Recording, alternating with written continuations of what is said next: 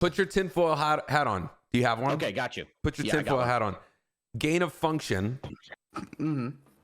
actually started this entire pandemic. Yes or no? Is your tinfoil hat on? Like it. Okay, tinfoil hat Stocky says yes. We created this.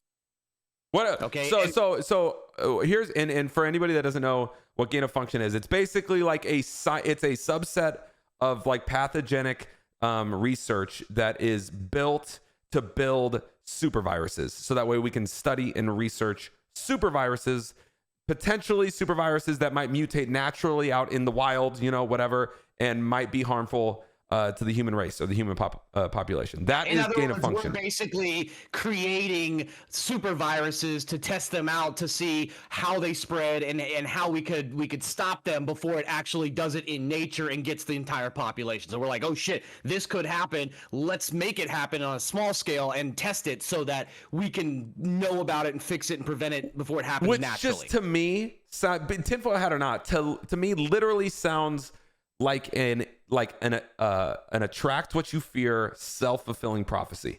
To me, that's what that sounds like. Because if it doesn't exist out in nature, then what reason do we have to believe that it will exist out in nature, just happen? And the fact that we're creating these things, I mean, come on. What if there's just some terrible event, like there's a fire at one of these labs and all of a sudden it gets out or something like that? Like, to me, that is literally attracting what you fear. However, on the flip side, going back to the tinfoil hat conversation, that's the connection between the Wuhan lab and COVID-19 is that they were doing some sort of like SARS-CoV sort of research at that lab, I think. Yeah, and so originally everybody was trying to downplay it by saying it came from some bat being eaten at a wet market, right? Like everybody's like, oh, it came from nature. And then it was like, wait a second.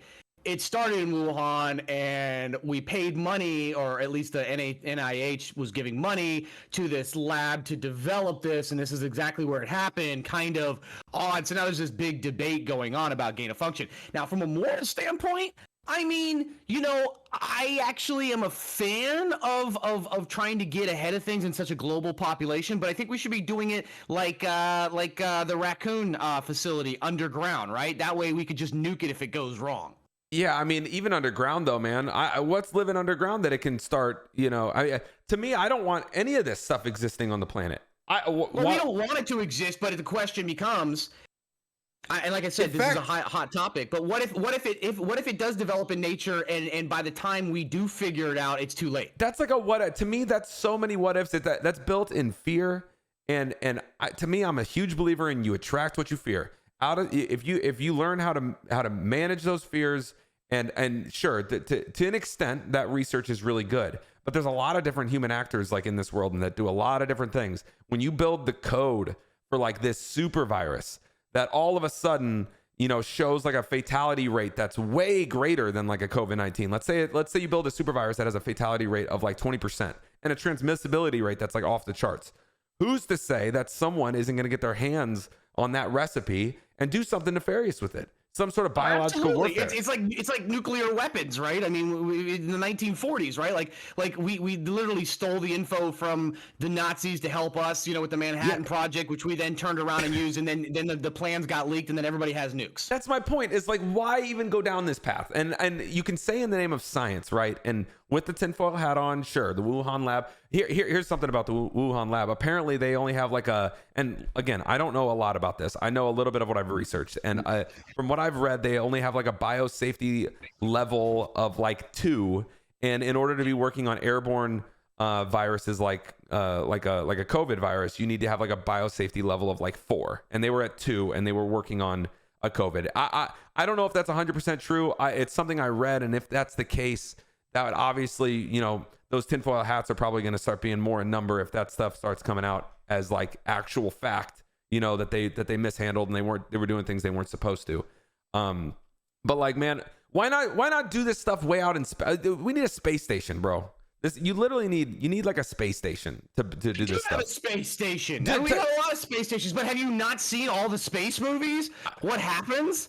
Come on, man. I've seen enough science Put them fiction in movies space. to know. Put them. If you're gonna do this super virus research stuff, do it in space, away from the planet. That way, you can just hit eject on like. And guess what? They're already ahead of you. Do you know that last year they sent like a couple hundred baby squid into space to see the effects?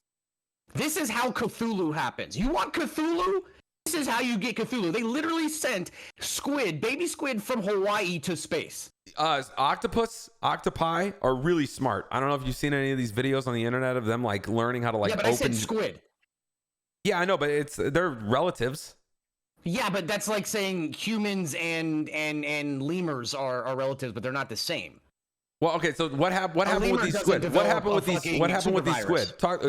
What happened? I don't know. I'm waiting to see if I have a new overlord or not. You don't send squid into space.